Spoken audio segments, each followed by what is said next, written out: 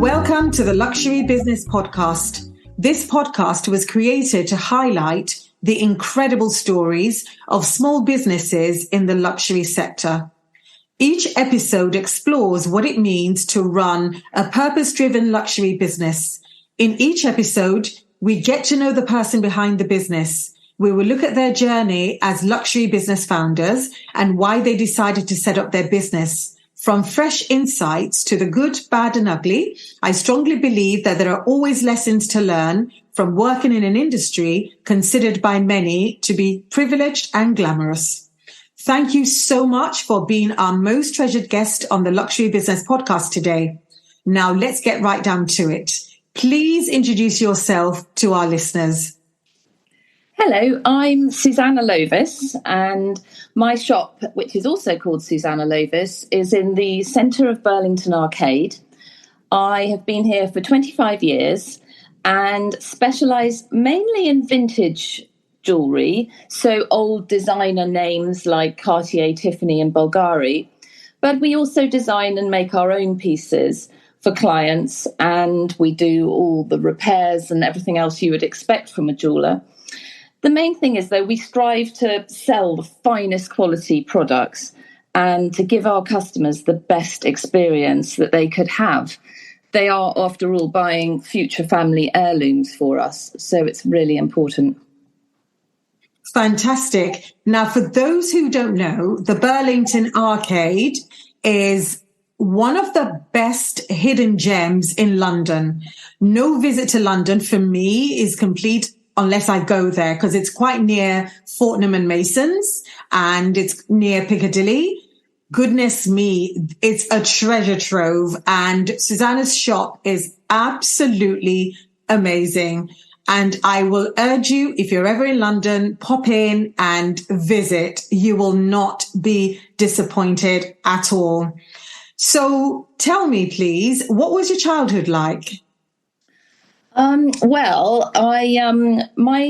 My father was in the army and my mother was a nurse.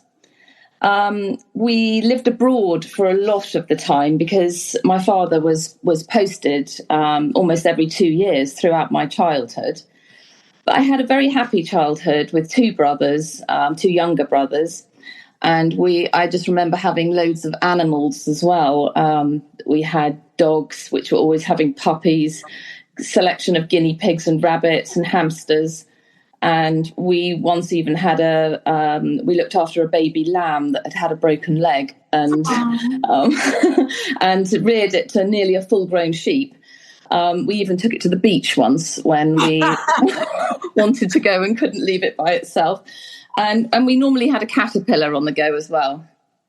Oh, wow. Oh, my goodness. Okay. And now this is very interesting because I've had a number of guests who talk about having this sort of like global citizen, very nomad-like childhood where they've lived in different countries, etc.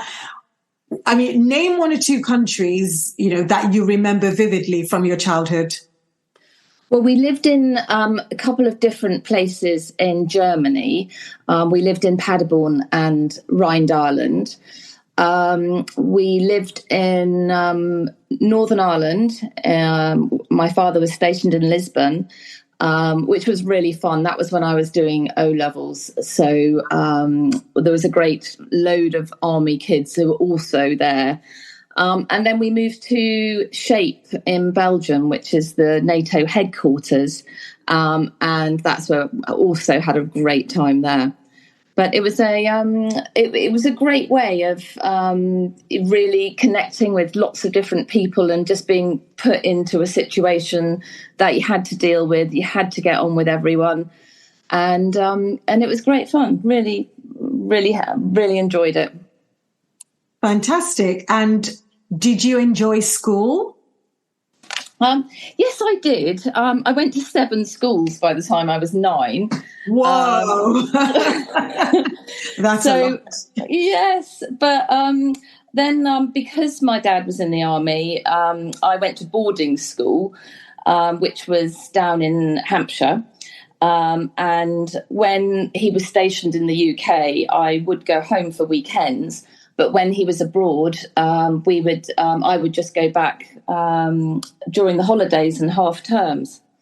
And then when I was 11, I went to my sort of all-girls boarding school in Salisbury, and I weekly boarded there. I thought it was great because I could bring my guinea pig, who was also a weekly boarder.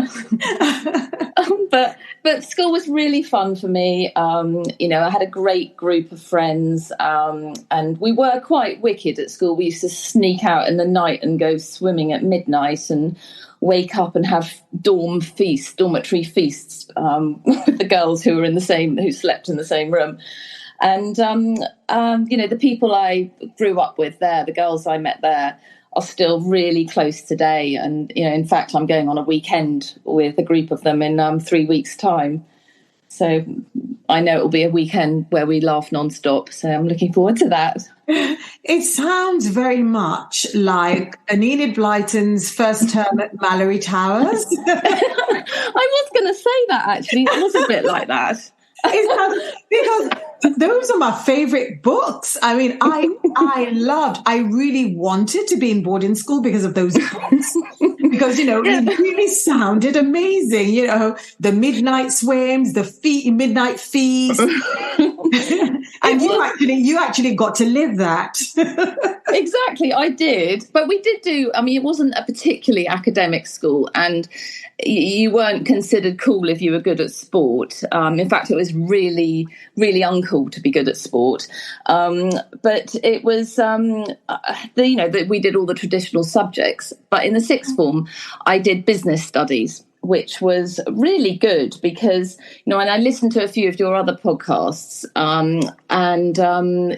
several people said, well, at school, they didn't find anything really relevant to what they do today. And, having done business studies, we had this very forward-thinking teacher who made us run the school tuck shop as a business. Nice. Which was really interesting. I mean, I'm not sure whether it was my love for business or chocolate that made me really enjoy it. But it was good to have that sort of realization about stock and customers and the money in the till and not eating all the stock. Nice. So, I mean, I love that, and I tell you, I think the Gen Zs and Alphas are now demanding it. Actually, the school curriculum should really, really focus on real life skills and experiences that people can take with them, because there you are talking about running the school tuck shop. And I think entrepreneurship is sadly overlooked in many of the curriculum in this country, because it would be lovely to have lessons on paying tax, yeah, paying tax, doing your books, running a business. Yes. Yeah, and the value of money as well. Absolutely. I really think that teacher was way ahead of their time, and it would be lovely to have teachers like that really have a round table, maybe with governments, maybe with students, all the stakeholders, to kind of like come up with things that would be practical for the future, even things like technology. Which is impacting us every day. But anyway, I digress. So let's get back to you. So how did you start your business, and what was the hardest part about starting it? So it's not a quick answer, but just to give you a very brief background, I always knew that I wanted to run a business and work for myself. But it was only after traveling in Africa and being introduced to crystals and gemstones that I decided that I wanted to work with diamonds and gemstones. And when I came home from those travels, I enrolled in a gemology course and then studied diamond grading and jewellery design, which took over 3 years. I was working during the day, so it was evening classes, and I had to get up very early in the morning to study before work, and then I'd be straight back studying again. But I did love it, and I think when you when something that initially starts out as a hobby then becomes your career, it's the perfect thing. But talking about the business, so then after that, it was a series of coincidences. After I got my qualification, I went to a dinner party and with someone I didn't really know. So there were 12 strangers around the table, and I met someone that night and said that I'm just waiting for the results of my gemology course, and I'm looking for a job in the business. And she knew someone who was looking. And then I went for an interview and got the job in the shop that I now own. Oh, wow. So when I started working in the business, it was totally fascinating to me. I was instantly hooked. Everything about it was amazing. And to be handling these incredible one-off items of jewellery, meeting really interesting people who came into the shop, because the shop was also in Burlington Arcade. I've actually moved shops since to another shop in Burlington Arcade, so I've always been here. But it was the people who I met and and amazing. I always find it amazing what people would tell you and how they tell you really personal things when you're selling pieces of jewellery, because quite often they're, items bought for special occasions like engagements or 40th birthdays or 21st, or people buy jewellery to look at it and remember really special events in their lives. So after that, so imagine me there loving it every second. 3 years later, the owner decided to pack up, and I was heartbroken. Oh. So New Year's Eve, 1998, I was told I was redundant and the shop would be closing in a month. And so I went home and spoke to my husband, and we'd only been married 3 months. And I said, oh my God, what are we going to do? And he just said, why don't we buy the shop? And I said, excuse me, what on our salaries? And he was a lowly article clerk working for solicitors in Ilford, and I was on, a very low sort of shop girl salary. And he said, yeah, no, let's try. So we sat down that night, wrote the business plan, went to the bank, and that was when they actually helped businesses a lot. So we managed to get quite a nice loan from the bank. We persuaded 2 shareholders to stay in. But the biggest coincidence was that, so before we got married, we had a flat each. And when we got married, we moved in together, but we still retained our 2 flats and we had tenants in them, which in order to buy the business, we needed to cash in everything very quickly within 3 weeks. And my husband went, and they were both in the Docklands, and he went into an estate agent and he was waiting to be seen when he overheard the chap in front saying that he was looking for 2 investment properties in the Docklands. No. So he nipped out in the car park and then and collared this guy in the car park and said, I've got 2 investment properties with tenants in just down the road from here. Would you be interested? And I kid you not, the deal was done. So yes. We changed the name to Susannah Lovis and opened on the 1st of February, 1999. Wow. Okay. Oh, my God. There's so much there to unpack. I think for me, the one thing I've taken out is that your husband is definitely a keeper. Yes. He's definitely a keeper, because I think this is where preparation meets luck. I mean, and people do say you make your own luck. So for him to make the suggestion of you buying the business and then being in the bank in the right place at the right time, what are the chances of that? It was meant to be. That's all I can say. From you going to that dinner party, getting the job. Oh my goodness. Why is this not a movie? Yeah, I felt the same. It was definitely meant to be, and it felt very right as well. I think if I'd walked away, I would have regretted it forever. And I remember my parents-in-law saying, look, do you really want to do this? Because they always ran businesses. And they said, we're warning you, it's not an easy thing to do, and you need to be committed. And I remember sitting there going, no, I am committed. I want to do this. Absolutely. I'm totally committed. So, it was good to have the warning, but, and I know what they mean now. Oh God, yes. Oh, absolutely. Absolutely. However, I do love, I think the story is absolutely inspirational. I think the way you've run the business, maintained it, still in Burlington Arcade after so many years, I think that is commendable and remarkable. And in this particular journey, I know you said earlier on that, you tend to meet clients when they come into the shop and they tell you personal things, etc., etc. So in your opinion, what makes these kind of clients, these luxury clients, for lack of a better word, what do you think makes them different?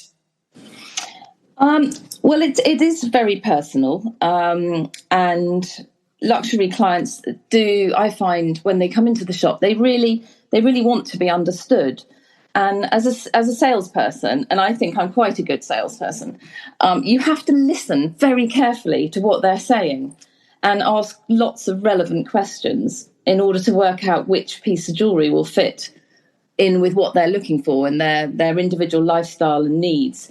So jewellery is a little bit like, I sometimes say it's a bit like a suit of armour. You can put it on and then you can face the day or your world. Or, last week I had this lady in who runs a school in Pakistan, and she said, look, I want some jewellery so I feel more powerful when I'm talking to all these government officials in Pakistan, because I want to progress my school and I can't because they're blocking my way, but I just feel that a piece of jewellery will do the business. And that's exactly the sort of client that is perfect for me, because I know what they mean and I know how it feels to, have good jewellery on that makes you just feel better and more confident. So everyone's different, but they also need to be assured that they're buying the right piece, and they need to have the trust in you and know that your own integrity. I find that building those relationships over the years, they can become quite personal friends. And I've been invited to weddings. I actually went to the wedding in New York, and I've been on holidays and special occasions with with people who initially start off as clients in the business. And once you have that trust, they will, I find, always come back to you. Oh, I agree. I completely agree. And I love what you said about your ideal client, the lady who wanted the jewelry to feel powerful, because I think this is the second or third time I've been hearing this. One was a perfumier. He makes bespoke scents for people. And he said he had a CEO say to him, when I walk into the room, I want to smell like power. And I find that interesting that, again, with jewelry, again, you use the word armor, you use the word power. So I think, interesting. There's something going on there. So talking about clients, who for you has been your most memorable client so far? Good question. I was, there have been so many memorable clients, and I should really write them down every time they come in, because, and I do actually take notes of people so that, next time I see them, I can say, oh, how's Tom getting on at university, or refer to their own life. But sorry, I've digressed. But it's, sorry, what's your question again? Oh, no, not at all. I just said, who's been your most memorable client so far? Oh, yes. So quite recently, actually, I've had a client who he bought his engagement ring from me originally about 15 years ago, and comes and buys the odd pieces for Christmases and birthdays and things from me. But he came in about a month ago with this really scrappy old brown plastic box, and he said, just inherited these two pieces of jewellery, and I was wondering if you just have a look at them. And looking at this box, I thought, oh, it's going to be, it's not going to be a very nice piece of jewellery. And inside the box, there was loads of sort of scruffy loo paper wrapped around. And I unwrapped the loo paper. And oh my goodness, out came the most amazing 37 carat Burmese sapphire that I've ever seen in my life. You are joking me. 37 carats. Huge. I mean, I can't find another one in the whole world that is as big as it. So that was actually a really amazing moment that happened quite recently. And it's now, he was gobsmacked by the value of it. And I'm now going to sell it in my shop. Oh my goodness. Again, these amazing things just keep happening to you. I really want to come and work in your shop because you're welcome to. What are the chances of a 37 carat? I mean, I've never heard of 37 carats in terms of sapphire. I've never ever heard of. I didn't even know they could get that big. Diamonds, yes, but not sapphire. I mean, even a 1 carat is quite big. So 37 carats. So 30. Oh my huge. goodness. Oh my god. And I'm sure the story behind it is amazing, but maybe I don't know. Are you allowed to tell it, or maybe not? Maybe it's best it go. Once it's sold, maybe the story behind it can be told. Well, it was a family piece, so I'm sure he wouldn't mind me saying that it actually came from his great-grandfather. I don't know where his great-grandfather got it from, but it was then passed to his father and then to him about 12 years ago, and it's just been sitting in the back of his drawer. Oh, my God. What other... It just reminds me of another story that I did on the Luxury News Weekly podcast, where this lady got this stone from a car boot sale, and she thought it was just some fake diamante thing, and her neighbor actually was the one who convinced her to take it to a jeweler's, and the jeweler nearly fell off his chair. It was probably one of the largest diamonds this country has ever seen. And I think it did got sold. I can't remember how much for, but it definitely was in excess of £1 million. It was like a natural stone, but she just bought it from the car boot sale because she thought it was interesting and not realizing the value. So again, you hear these stories and you think, oh my goodness, what are the chances? Unbelievable. Yeah. I love stories like that. And moments like that are definitely, you just don't forget them. Another quite memorable one was another client came in and bought a really nice pair of earrings for his wife. And then she brought them back at Christmas and said, I don't know why he's bought me those because I haven't got pierced ears. But at least he got jewellery. That's important. Yes. I think she swapped it for a ring or something instead. But that's nice though. But at least as long as you're getting jewellery, hey. Exactly. So, is there anything that you would change about your journey?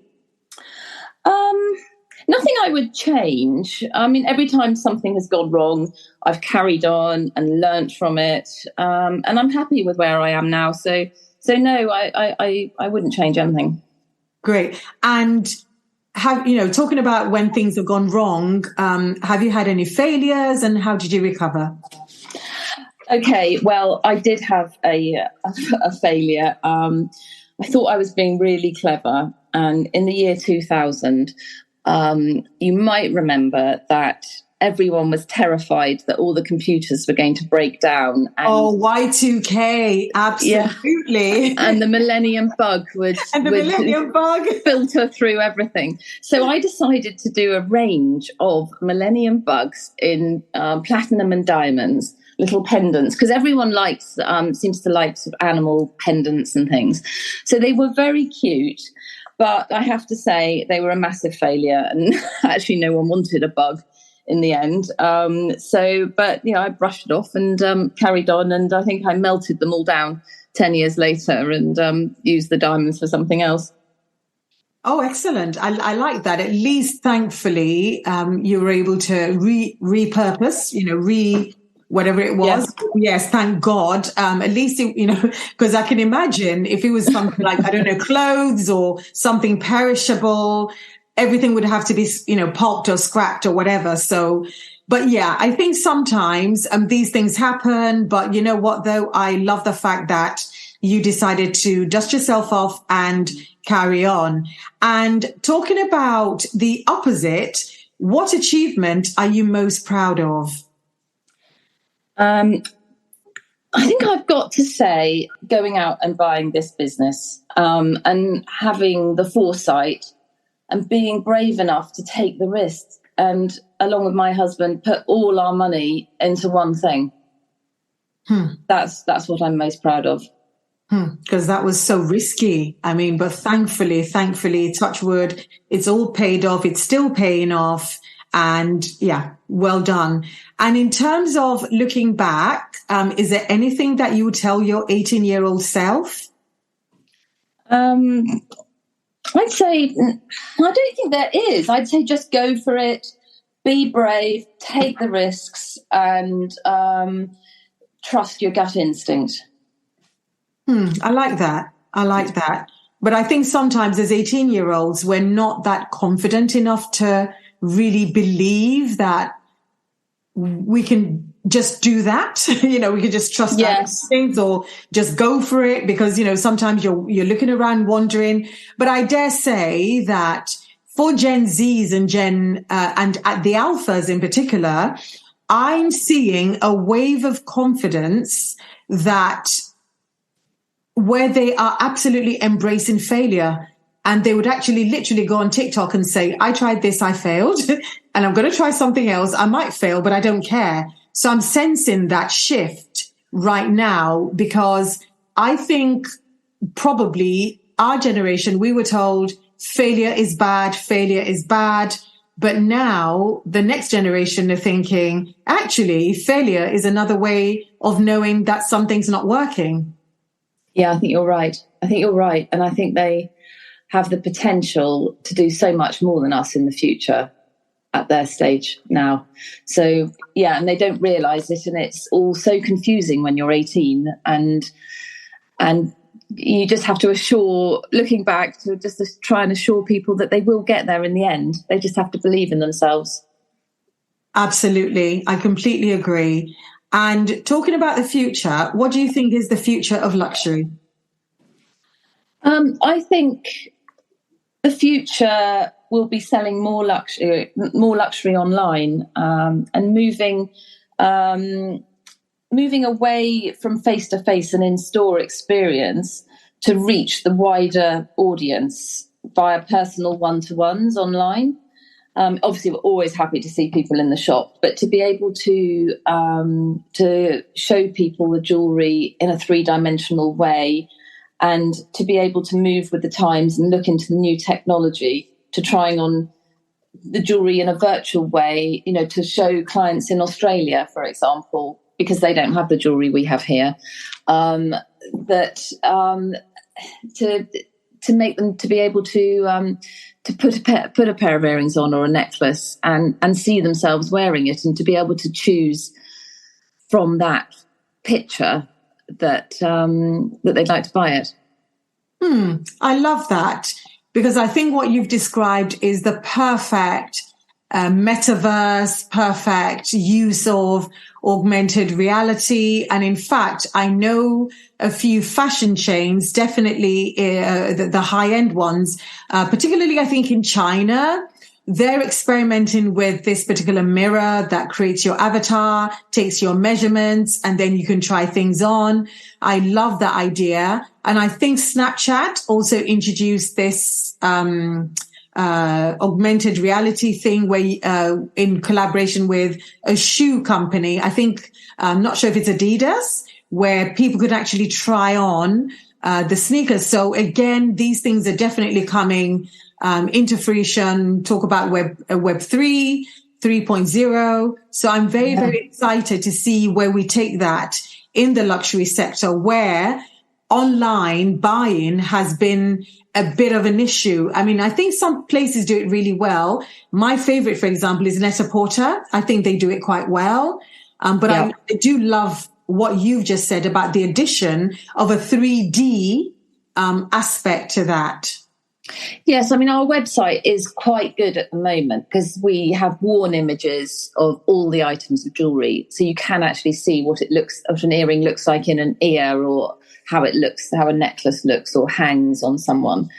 But to be able to show an individual what they look like in it would be amazing, because not everyone suits everything. So it's important to be able to try something on. And if you can do it virtually and know it's going to be perfect, the sky's the limit, really. The business it would truly expand exponentially if that was available, I think. Oh, absolutely. I quite agree. And is there anything we can expect from you in the future? Is there anything new that you're doing? Well, our progression online, and that's something that we have really worked on in the last couple of years, and to put videos of the jewellery online, to expand the stock and available, and to really continue as we are and just see more customers and get more jewellery, really. Fantastic. And also, I'm hoping that when you sell that 37 carat Burmese sapphire, I really, really hope that, there'll be a massive splash in the newspapers about it, or well, obviously depending on the family. But it's just such an amazing story. I'm really looking forward to that to hearing all about that in the future, either through a press release or something. And also, just before you go, where can our listeners find you online? So our website is called susannahlovis.com. And we also have a good presence on Instagram. So you can follow us on that. But our website is really good and we're constantly improving it. So I think people often comment that their online experience with us is a good one. Oh, fantastic. That's absolutely great. Because I think people, while social media platforms are amazing, I strongly believe that any social media should point you to your website, because I went through the experience of almost losing my social media recently, and thank God for the website. And luckily I got it back, but really the website is where it's at. Wow, that must have been quite scary for you. Oh, it was actually. And also, before you go, 2 questions. What's the most memorable meal you've ever had? And is there one thing you can share about yourself that will surprise us? Okay, so I think the most memorable meal was when the Burlington Arcade was 200 years old. They did a dinner party all the way down the whole of the arcade and invited lots and lots of people, including all the shopkeepers, but also some celebrities, and Princess Beatrice came, for example, as well. So they had a bit of royalty and some well-known A-list celebrities. And it was wonderful to sit there in candlelight and have the most amazing meal all the way down the arcade in the dark, well, with candlelight. Oh, wow. That sounds incredible. I think I read about it. You might have done. It was only a few years ago. Yeah, it was before COVID, so it must have been 3 or 4 years ago. Oh, wow. Oh, my goodness. And what is the one thing about yourself that will surprise us? Probably that I was an HGV driver in the parachute regiment for 5 years in the TA. Oh, wow. Okay. Now that is surprising. I don't know why. Because we shouldn't have preconceived ideas about, anyone, but yeah, that is a surprise. That is a surprise. Oh my goodness. Honestly, it's been so lovely to have you on the Luxury Business Podcast today. Thank you so much. You are so welcome. I've thoroughly enjoyed our conversation, and gem, to use a pun, it's been gem after gem, nugget after nugget. That's brilliant, Elizabeth. Thank you. I know, right? Pearls of wisdom. I can keep going if you want. Lovely. I love it. Yes. We've talked about everything from your childhood to your business and entrepreneurship journey. Thank you also to our listeners who made it to the end. And if you've enjoyed this episode, give us a 5-star rating, and you can email me at elizabeth@luxurybusinessemporium.com with your thoughts. Till next time, have a wonderful day and keep tuning in.